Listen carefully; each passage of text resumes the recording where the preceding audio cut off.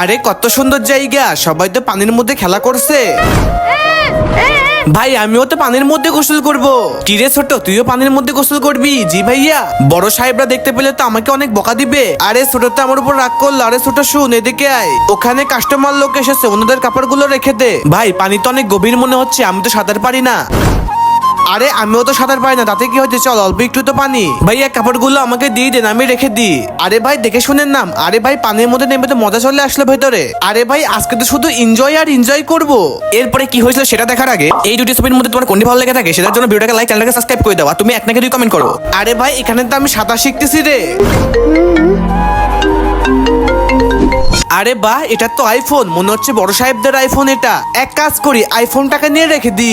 আরে বন্ধু সিজান, আধা ঘন্টার বেশি হয়ে গেছে। বাবা বলেছে আধা ঘন্টা পর কল করবে, দাঁড়া আমি দেখে আসি বাবা কল করেছে কিনা। বন্ধুরা এরপরে কি হলো এটা দেখার জন্য অবশ্যই সেকেন্ড পার্ট কমেন্ট করুন।